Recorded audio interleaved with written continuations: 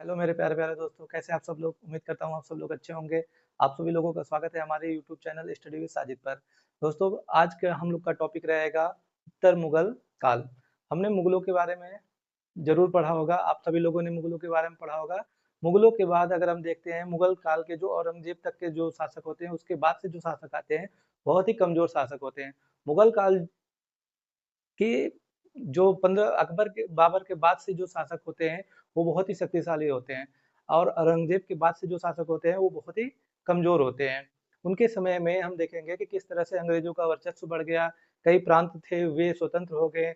ये ऐसा उत्तर मुगल काल का जो समय है दोस्तों, ऐसा शासन है, ऐसे ऐसे शासक आते हैं कि आप देखेंगे ये पेंशनधारी हो जाते हैं, तो किसी शासक की आंखें निकाल दी जाती है, तो कोई पेचिस से मर जाता है, तो कोई टीबी से मर जाता है।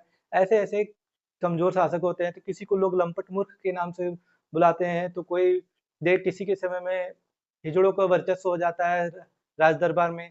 तो ये मुगलों के उत्तर काल के जो मुगल शासक थे, ये उनका पृष्ठभूमि है। ऐसे ऐसे शासक होते हैं कि वे किसी की भी बातों में आ जाते हैं, कभी किसी और को हटा के कोई और राजा बन जाता है, तो कुछ किंग मेकर की भूमिका निभाते हैं। तो हम लोग एक एक करके उन पे चर्चा करते हैं। जब उत्तर मुगल काल की हम बात करते हैं दोस्तों, तो उसकी शुरुआत होती है 3 मार्च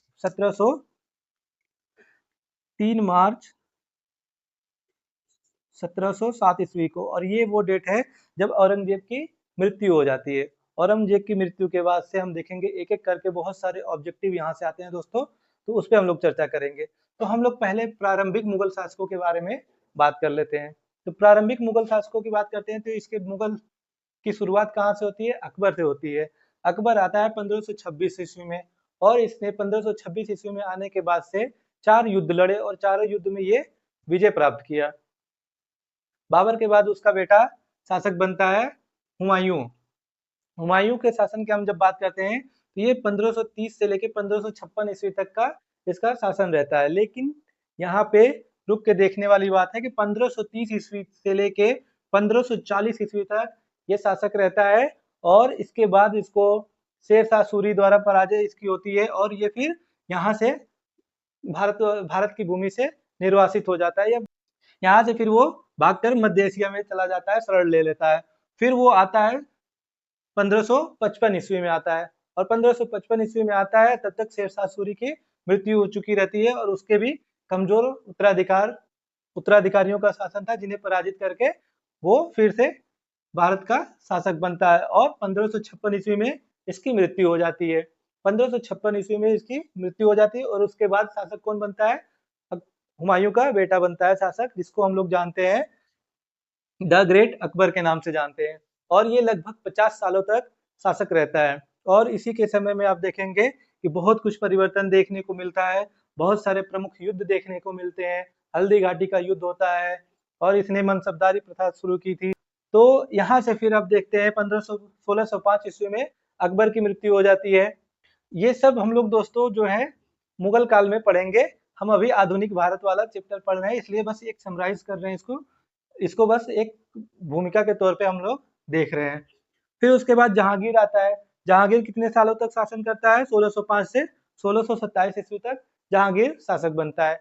जहांगीर के शासन में हम देखते हैं दोस्तों कि अंग्रेज आ जाते हैं, और अंग्रेज आकर सूरत में अपनी पहली कोठियां स्थापित करते हैं। ये हमने पहले इसके पहले वाले टॉपिक में हम लोगों ने ब्रिटिश ईस्ट इंडिया कंपनी के आगमन में इस चीज पे चर्चा किया था। और यहाँ से फिर आता है शाहजहां का समय आता है। शाहजहां के बाद हम देखते हैं इसका शासन होता है 1627 से लेके 1657 ईस्वी तक, और शाहजहां के समय में ही उत्तराधिकार का युद्ध होता है, जिसमें औरंगजेब जो है अपने भाइयों को पराजित करके शासक बनता है, और 1658 से लेके 1707 ईस्वी तक औरंगजेब भारत का शासक रहता है। और जब तक ये शासक था, तब तक भारत के पूरे भूभाग पे मुगलों का अधिकार था। फिर इसकी मृत्यु होती है 3 मार्च 1707 ईस्वी को। इसके बाद से हम देखते हैं दोस्तों कि उत्तराधिकार का युद्ध फिर से शुरू हो जाता है, और इस बार उत्तराधिकार का युद्ध किसके बीच शुरू होता है? इनके बीच होता है, जो औरंगजेब के बेटे थे। तो औरंगजेब के 3 बेटे थे, एक मुअज्जम था, एक आजम था, और एक कामबख्श था। तो दोस्तों इनके कालक्रम भी पूछ लेते हैं। तो जिसको मुअज्जम का नाम था बहादुर शाह प्रथम, इसने जब अपने भाइयों को पराजित किया था, तो इसने बहादुर शाह की उपाधि धारण की थी। और इसका एक और नाम है शाह आलम, जिसको हम लोग शाह आलम प्रथम के नाम से जानते हैं। और यहाँ आप देखेंगे शाह आलम द्वितीय लिखा हुआ है। तो अगर कभी आपको जब देखेंगे आपके पास जब कोई सवाल आता है तो बहादुर शाह प्रथम के ही नाम से आता है। अगर बाय मिस्टेक या कभी भी एग्जामिनर ने ऐसे सवाल डाल दिया शाह आलम प्रथम करके, तो कंफ्यूज मत होइएगा, क्योंकि यही जो है शाह आलम प्रथम होता है। और इसने अपने भाइयों को पराजित करके सत्ता स्थापित की और ये मुगल सम्राट बनता है। 1707 से लेके 1712 ईस्वी तक ये मुगल सम्राट बनता है। हम लोग इसके इन सभी के बारे में दोस्तों एक एक करके चर्चा करेंगे, डिटेल में चर्चा करेंगे, लेकिन बस इनके कालक्रम की बात कर लेते हैं पहले, फिर उसके बाद डिटेल में चर्चा करेंगे। बहादुर शाह प्रथम को जब हम लोग बहादुर शाह प्रथम की बात करते हैं दोस्तों, तो इसका शासन रहता है 1707 से 1712 ईस्वी तक। और इसको हम लोग साहेब बेखबर के भी नाम से जानते हैं। और ये उपाधि दी थी खफरी खां ने। और ये शासक कैसे बनता है? अपने दो भाइयों को पराजित करके ये शासक बनता है। और फिर इसके शासन के बाद हम देखते हैं कौन शासक बनता है? जहांदार शाह शासक बनता है। और जहांदार शाह मात्र 1 साल तक शासन करता है और फिर इसकी मृत्यु हो जाती है। इसकी मृत्यु कौन करता है? इसकी मृत्यु करते हैं फर्रुखसियर ने। इसकी मृत्यु कैसे होती है? फर्रुखसियर द्वारा इसकी हत्या करवा दी जाती है और फिर ये शासक बनता है। तो पहला कौन आता है? बहादुर शाह। और दूसरा कौन आता है? जहांदार शाह। ये मात्र 1 साल तक शासन करता है। फिर फर्रुखसियर आता है और फर्रुखसियर को सम्राट बनाने में 2 सैयद बंधुओं का हाथ होता है, जिस पे हम लोग आगे चर्चा करेंगे। और वही सैयद बंधु जो होते हैं किंग मेकर की भूमिका निभाते हैं और 4 मुगलों को वो सम्राट बनाते हैं या बादशाह बनाते हैं। इसलिए उनको किंग मेकर कहा जाता है। और उन चारों का नाम क्या है? पहला है फर्रुखसियर।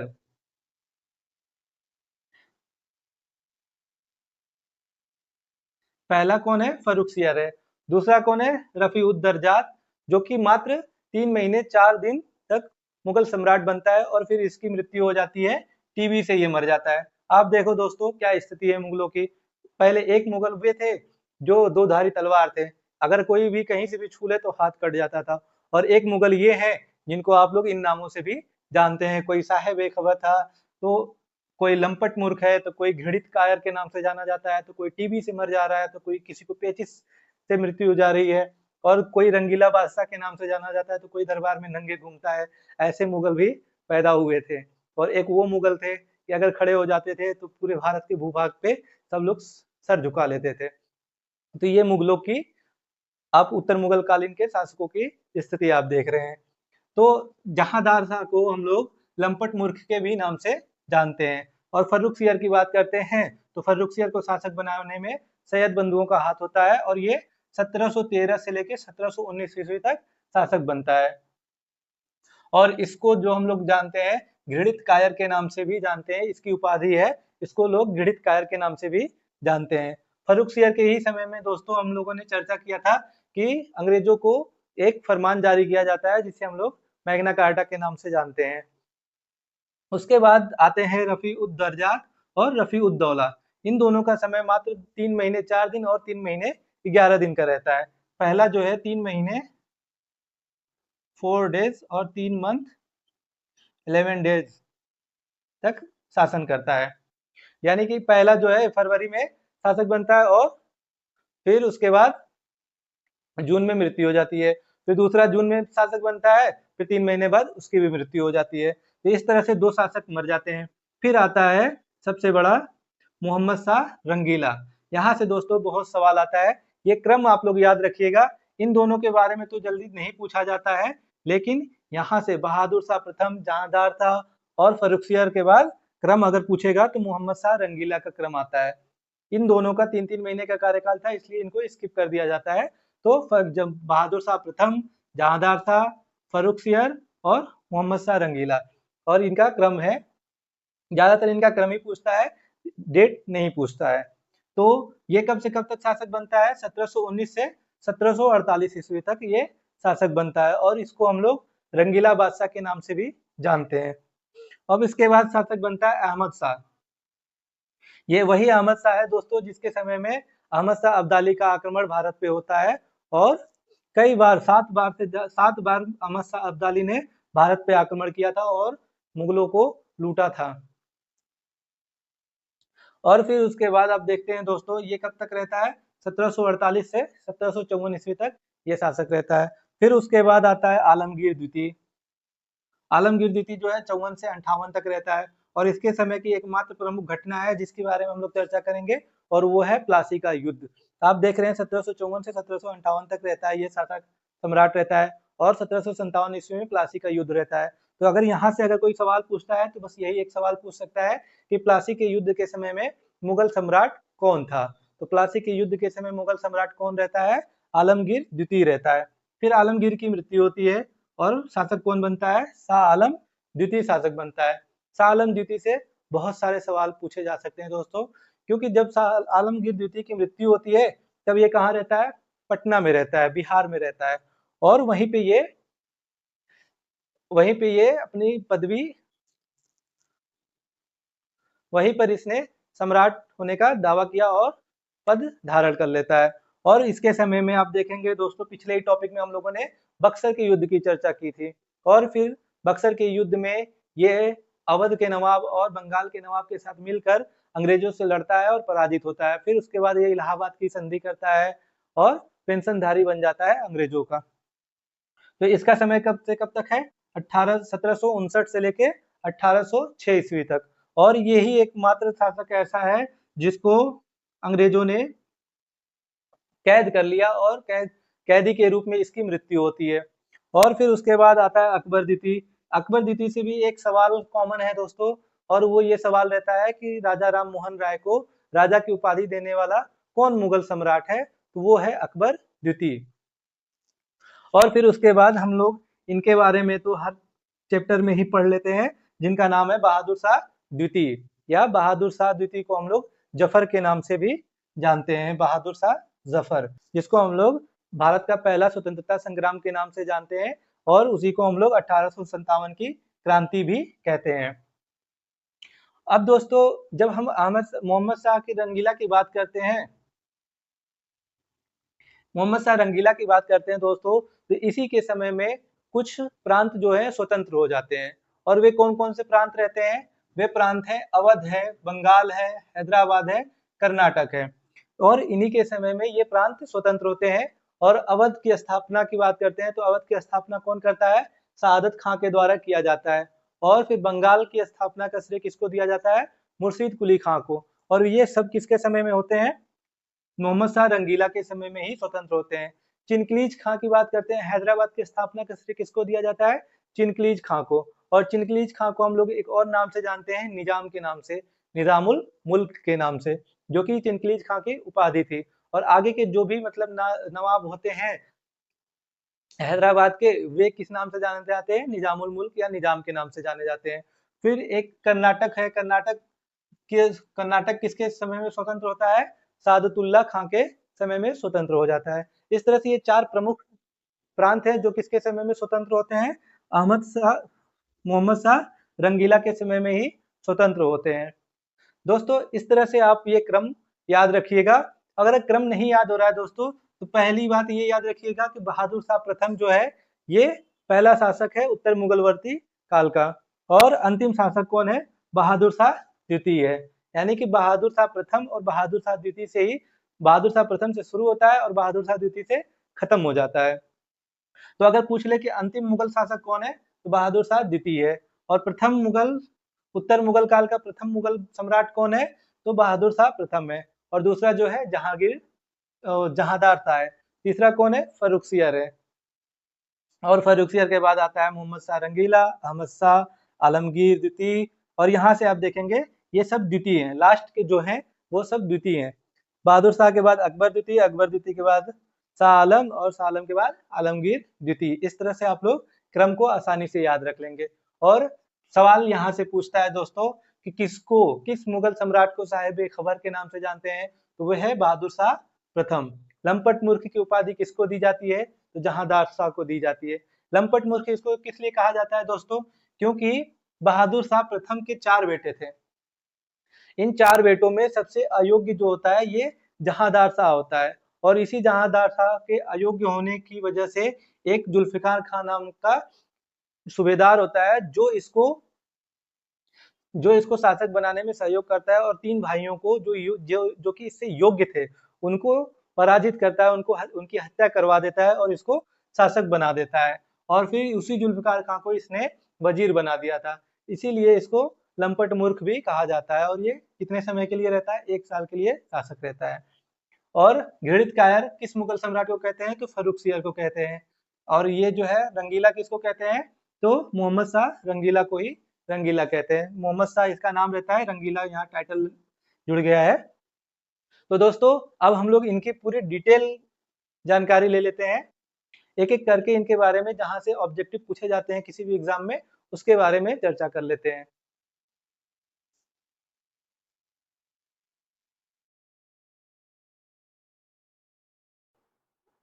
अभी तक दोस्तों हम लोगों ने उत्तर मुगल काल के शासकों के बारे में पढ़ा था। अब हमने उनका कालक्रम पढ़ लिया था। अब जहाँ से ऑब्जेक्टिव आने की पूरी संभावना रहती है उस पे हम लोग डिस्कस कर लेते हैं।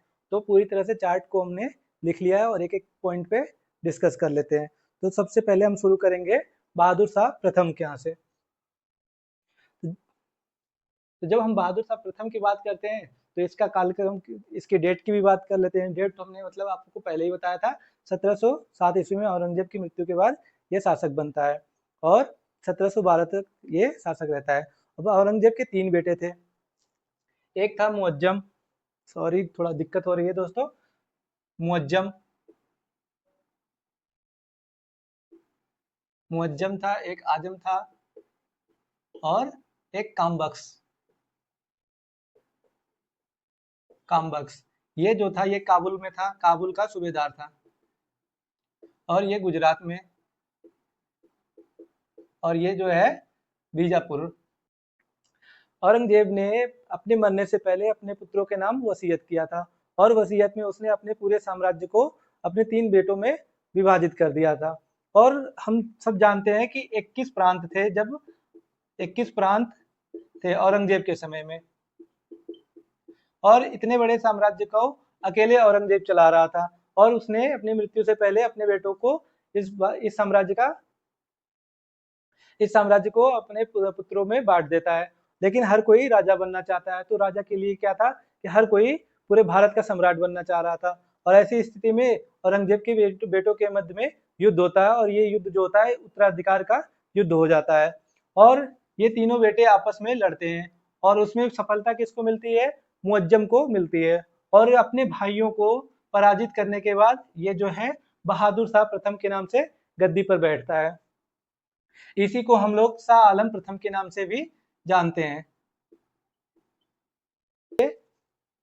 आगरा के पास में एक स्थान है सामूगढ़, वहीं पे जजाऊ के युद्ध में इसने आजम को पराजित किया था, और फिर वहीं पे आजम को पराजित किया, और फिर बीजापुर में कामबख्श को पराजित किया, और इस तरह से उन दोनों की हत्या करवा देता है और शासक बन बैठता है। अब यहाँ से अगर कोई सवाल पूछे कि अगर कोई सवाल आ सकता है तो यही कि जजाऊ का युद्ध किनके बीच लड़ा गया था? किनके बीच लड़ा गया था? बहादुर शाह प्रथम और आजम, या फिर मुअज्जम या मुअज्जम और आजम के बीच में लड़ा गया था। और ये कब लड़ा गया था? 1707 ईस्वी में ही लड़ा गया था। और उसके बाद क्या होता है, क्योंकि दोस्त हम लोग जानते हैं कि औरंगजेब जो है एक कट्टर शासक था, और उसका जो है सभी लोगों से मतभेद था। सिखों से, जाटों से, राजपूतों से, हर किसी से इसने शत्रुता मोल ली थी। हम देखते हैं कि मुगलों के पतन का कारण भी इन्हीं को माना जाता है। हर जगह विद्रोह होते हैं औरंगजेब के समय में। और जैसे ही बहादुर शाह प्रथम शासक बनता है तो उसने क्या किया? उसने सबसे पहले मैत्रीपूर्ण शासन मैत्री सबसे मैत्री करने की कोशिश की, यानी कि सबसे मित्रता करने की कोशिश करता है। और अपनी मैत्रीपूर्ण नीति के तहत इसने क्या किया था? साहू को रिहा कर दिया था, और इसने गुरु गोविंद सिंह से मैत्री कर ली थी, जो कि सिखों के 10वें गुरु थे, और इनसे मैत्री कर ली थी, यानी कि सिखों से भी इसकी मैत्री हो चुकी थी। लेकिन एक दिक्कत आती है कि कुछ समय बाद ही हम देखते हैं गुरु गोविंद सिंह की मृत्यु हो जाती है, और फिर सिखों का प्रतिनिधित्व कौन करता है? बंदा बहादुर करता है। और बंदा बहादुर का मुगलों से कभी भी पटता नहीं है, और बंदा बहादुर जो है हमेशा विद्रोह करता रहता है। बस यही एक दिक्कत थी जो बहादुर शाह प्रथम के समय में सॉल्व नहीं हो पाई थी। और फिर इसने क्या किया था, सवाई जय सिंह यानी राजपूत राजा थे, उनको आमेर का शासक बनाने में सहयोग किया था।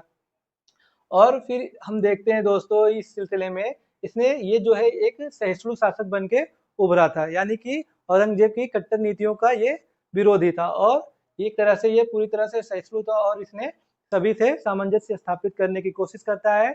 और 1712 ईस्वी में इसकी मृत्यु हो जाती है। अब इसकी मृत्यु होने के बाद हम देखते हैं दोस्तों कि यहाँ पे भी उत्तराधिकार का युद्ध शुरू हो जाता है। इसके भी 4 बेटे थे, हर कोई मुगल सम्राट बनना चाहता है और इसके 4 बेटों में सम्राट कौन बनता है, जहांदार शाह बनता है। अब इससे पहले क्या घटना घटती है दोस्तों कि इसकी लाश जो है 1 महीने तक पड़ी रहती है, दफनाया नहीं जाता है।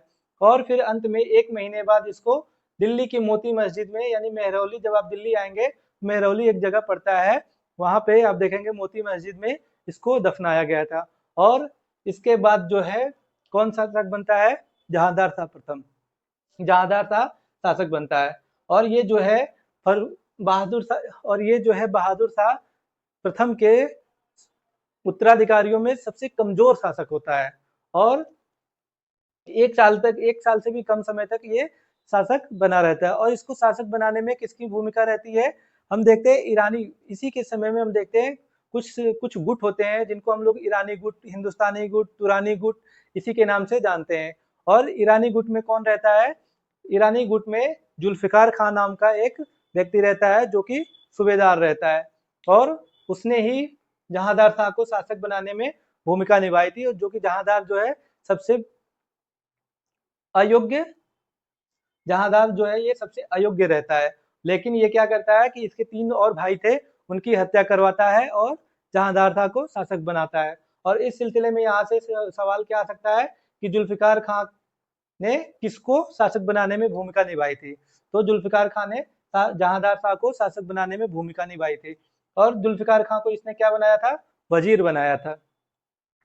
और एक सवाल ये आ सकता है कि जब औरंगजेब ने जजिया लगाया था, औरंगजेब के द्वारा लगाए गए जजिया को किस मुगल सम्राट ने खत्म किया था, तो वो है जहांदार शाह। इसने जजिया को 1712 ईस्वी में समाप्त कर दिया था।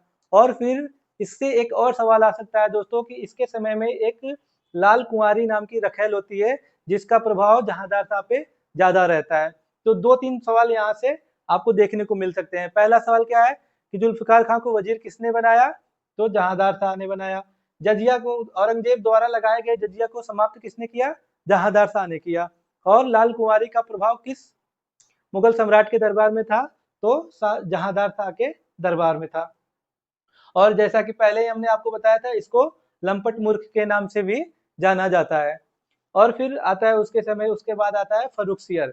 फर्रुखसियर की भी पृष्ठभूमि कुछ ऐसी ही है। फर्रुखसियर को शासक बनाने में आप देखेंगे कि हिंदुस्तानी गुट के 2 सदस्य रहते हैं, जिसमें हम लोगों ने सैयद बंधुओं के बारे में चर्चा की थी पीछे। और वे सैयद बंधु जो होते हैं किसके समय में उभर कर आते हैं, जहांदार शाह के समय में ही उभर कर आते हैं। और वो जो है एक किंग मेकर की भूमिका निभाते हैं और उन्होंने लगातार 4 लोगों को सम्राट बनाने में, मुगल शासक बनाने में भूमिका निभाई थी। इसलिए उनको हम लोग क्या कहते हैं, किंग मेकर कहते हैं। और सबसे पहले उन्होंने किसको शासक बनाया, फर्रुखसियर को शासक बनाया। फर्रुखसियर को शासक कैसे बनाया, जहांदार शाह की हत्या करवा कर। चूंकि जहांदार शाह जो है इसने इसके बाप की हत्या की थी, जहांदार शाह ने अपने भाई की हत्या की थी और फर्रुखसियर जो है इसी के भाई का लड़का है और इसने इसकी हत्या कर दी। आप देखेंगे दोस्तों मुगलों का ये जो दौर चल रहा है, ये एक ऐसा दौर है जहाँ हर कोई खून का प्यासा है, कोई किसी की आंखें फुड़वा देता है तो कोई किसी की हत्या कर देता है। यानी इनके संबंध जो है अब भाईचारे वाले नहीं रह गए थे, क्योंकि पहले भी नहीं थे लेकिन इतने नहीं थे जितना अब हो गए थे। औरंगजेब के मरने के बाद से आप देखेंगे हर तरफ खून ही खून आपको देखने को मिलेगा। अब यहाँ से फर्रुखसियर का दौर शुरू होता है दोस्तों और फर्रुखसियर को शासक बनाने में सैयद बंधुओं का हाथ रहता है। और उन सैयद बंधुओं का नाम क्या है, एक का नाम होता है अब्दुल्ला खां और दूसरे का नाम होता है हुसैन अली खां। अगर आपसे ये सवाल पूछ दे कि सैयद बंधु किस गुट से थे, तो वे जो है हिंदुस्तानी गुट से थे, हिंदुस्तानी गुट से थे। हिंदुस्तानी गुट में कौन थे, वे मुस्लिम दरबारी थे जो हिंदुस्तान में पैदा हुए रहते हैं, वे जो है हिंदुस्तानी गुट के सदस्य थे। इन्होंने फर्रुखसियर को शासक बनाया और शासक बनने के बाद फर्रुखसियर ने इनको इनका इनाम दिया और इनाम के तौर पे क्या दिया इसने कि अब्दुल्ला खां को वजीर बना देता है और सैयद अली खां को मीर बख्शी का पद दे देता है, जो कि सैन्य प्रशासन का नेतृत्व करता है, सैन्य क्षमता का नेतृत्व करता है। और फिर आप देखते हैं दोस्तों कि बंदा बहादुर के बारे में हमने पहले बताया था, जो कि बहादुर शाह प्रथम के समय से ही विद्रोह कर रहा था और ऐसी स्थिति में क्या होता है कि इसका फर्रुखसियर के समय में भी विद्रोह जारी रहता है। और फर्रुखसियर ने क्या किया, 1616 का समय आता है, सॉरी 1716 ईस्वी में इसने क्या किया, दिल्ली में बंदा बहादुर को पकड़वा के दिल्ली में हाथी से कुचलवा दिया। और ये दोस्तों बहुत ही भयानक स्थिति थी, बंदा बहादुर को इसने हाथी से कुचलवा दिया था। और फिर हमने इसके बारे में बात किया था कि इसी के समय में अंग्रेजों का एक प्रतिनिधिमंडल दरबार में आया रहता है। उस समय फर्रुखसियर जो है बहुत ही गंभीर बीमारी से पीड़ित था और उसमें एक डॉक्टर था हैमिल्टन करके, उसने क्या किया था कि इसका इलाज किया था और इसने खुश होकर क्या किया था, अंग्रेजों के लिए एक फरमान जारी किया था, जिसे हम लोग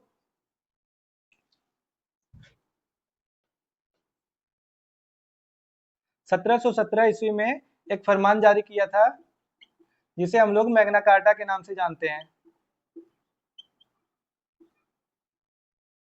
मैग्ना कार्टा के नाम से जानते हैं दोस्तों। हम लोगों ने पिछले टॉपिक में ब्रिटिश ईस्ट इंडिया कंपनी के आगमन के बारे में जब पढ़ा था तो उसमें इसकी डिटेल चर्चा की थी। अगर आप लोगों ने वो वीडियो नहीं देखा है तो उसे एक बार आप लोग जाके देख लीजिएगा।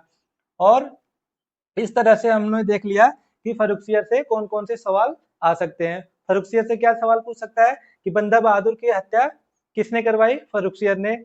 और ब्रिटिश ईस्ट इंडिया कंपनी के लिए मैग्ना कार्टा किसने जारी किया था, फर्रुखसियर ने किया था। सैयद अली बंधुओं की बात करते हैं, सैयद बंधुओं की बात करते हैं तो किसको वजीर का पद दिया गया था, अब्दुल्ला खां को। और मीर बख्शी का पद किसको दिया गया था, हुसैन अली खां को मीर बख्शी का पद फर्रुखसियर ने दिया था। अब आगे बढ़ते हैं दोस्तों। तो मोहम्मद शाह के बाद हमने पहले आपको बताया था कि इन्होंने 4 लोगों को शासक बनाया था सैयद बंधुओं ने। तो मोहम्मद शाह के बाद फर्रुखसियर के बाद हमने 2 लोगों को स्किप कर दिया है, जो कि बहुत ही कम समय तक रहते हैं। एक था रफीउद्दर्जात और दूसरा था रफीउद्दौला, जो कि हम लोगों ने थोड़ी देर पहले ही उसकी चर्चा की थी। तो वहां से हम लोग आगे बढ़ते हैं। तो समय आता है मोहम्मद शाह रंगीला का समय आता है, जो कि 1719 से लेकर 1748 तक मुगल सम्राट बनता है। और इसको भी कौन शासक बनाता है, सैयद बंधुओं ने भी इसको शासक बनाया था। सैयद बंधुओं की बड़ी दिलचस्प कहानी है दोस्तों। उन्होंने फर्रुखसियर पे दबाव बनाने की कोशिश किया था, तो फर्रुखसियर को जब लगा कि ये अब इसके हाथ से निकल जा रहे हैं और ये कभी भी इसको हटा के दूसरे को शासक बना सकते हैं, तो ऐसी स्थिति में फर्रुखसियर ने इनको मरवाने की कोशिश करता है। फर्रुखसियर जो है सैयद बंधुओं की हत्या करवाने की कोशिश करता है, लेकिन सैयद बंधु बहुत ही चालाक रहते हैं और फर्रुखसियर की हत्या करवाने में किसका हाथ रहता है, सैयद बंधुओं का। और फिर उसके बाद उन्होंने रफीउद्दर्जात को और रफीउद्दौला को शासक बनाया, जो कि स्वयं मर गए थे। फिर उसके बाद इसने बनाया था किसको शासक, मोहम्मद शाह रंगीला को शासक बनाया था। मोहम्मद शाह रंगीला इनसे थोड़े से आगे था और इनसे थोड़ा सा चतुर भी था इस मामले में, क्योंकि इसको पता था कि जब इन्होंने पहले ही किसी को शासक बनाया और उसके साथ क्या क्या किया है, तो ये सतर्क हो गया था। और सैयद बंधुओं का पतन किसके समय में होता है, मोहम्मद शाह रंगीला के समय में। अगर सवाल पूछे दोस्तों कि सैयद बंधुओं का पतन किसके समय में होता है या सैयद बंधु की हत्या किसने करवाई, तो मोहम्मद शाह रंगीला ने इसको उनकी हत्या करवाई थी। और फिर इसी के समय में हम लोगों ने चर्चा किया था कि दोस्तों कुछ प्रांत थे जो स्वतंत्र हो गए थे, अभी थोड़ी देर पहले हमने आप लोगों को बताया था। कौन कौन से प्रांत थे, बंगाल था और कर्नाटक है, अवध है और ऐसे ही करके हैदराबाद करके हमने आपको बताया था। और उसी के समय में निजाम हैदराबाद जो है इसी के समय में स्वतंत्र होता है और हैदराबाद के निजाम को इसने आसफ जाह की उपाधि दी थी और कुछ प्रांत इसके समय में स्वतंत्र हो गए थे। और फिर इसी के समय में दोस्तों नादिर शाह का आक्रमण होता है 1739 ईस्वी में। ये टॉपिक बहुत ही इंपॉर्टेंट है दोस्तों। अगर आप लोगों को वीडियो पसंद आ रही है दोस्तों तो वीडियो को प्लीज लाइक कर दीजिए और चैनल को सब्सक्राइब कर दीजिए और अपने दोस्तों को भी शेयर कर दीजिए।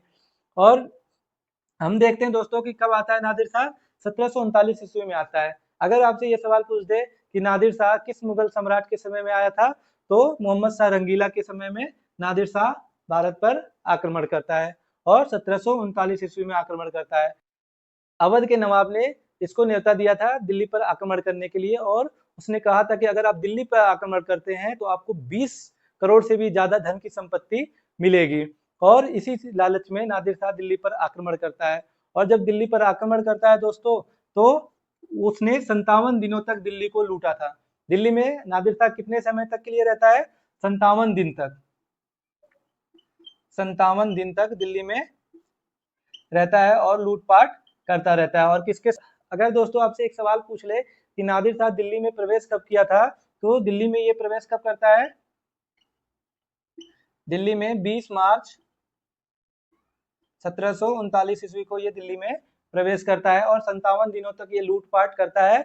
और फिर जब जाने का समय आता है दोस्तों, तो इसने क्या किया था कि अवध के नवाब से ही 50 करोड़ रुपए मांग लिए थे कि अब आपको हर जाने के तौर पे देना पड़ेगा। पहले तो अवध के नवाब ने इसको बुलाया था, नादिर शाह को बुलाता है आक्रमण करने के लिए और कहता है 20 करोड़ की धन की प्राप्ति होगी आपको अगर आप दिल्ली पे आक्रमण करेंगे तो। और नादिर शाह को ईरान का नेपोलियन भी कहा जाता है, ईरान का नेपोलियन। इसको नेपोलियन क्यों क्या कहा जाता है? क्योंकि ये लगातार आक्रमण करता रहता है, इसलिए इसको ईरान का नेपोलियन भी कहा जाता है।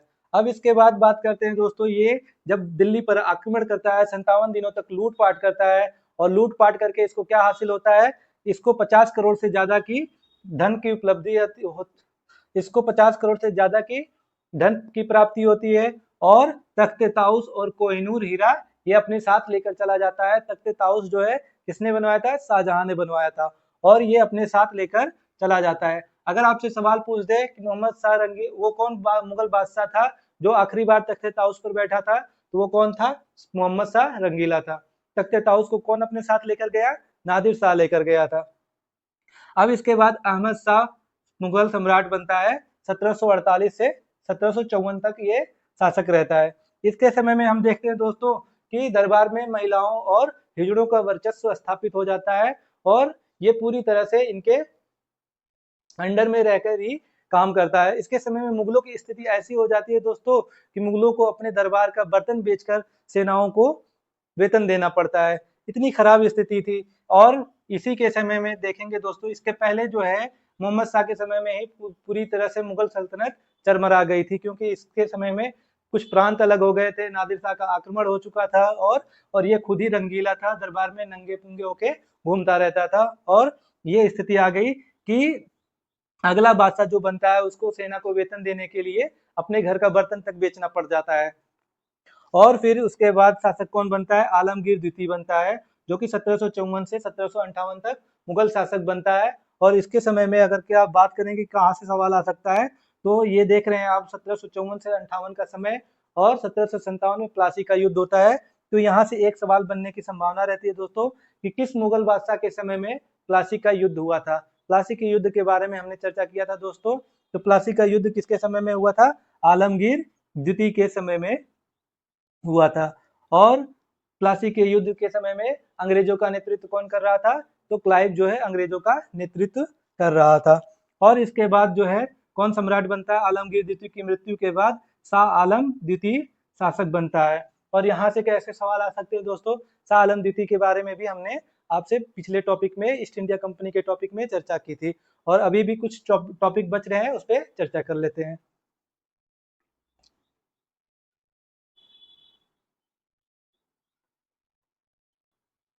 जिस वक्त आलमगीर द्वितीय की मृत्यु होती है दोस्तों, उस वक्त शाह आलम द्वितीय कहाँ रहता है? बिहार के पटना में रहता है, बिहार के पटना में रहता है। और पटना में ही इसने अपना राज्याभिषेक करवाया। दिल्ली में शासक कौन बनता है? शाहजहां तृतीय करके,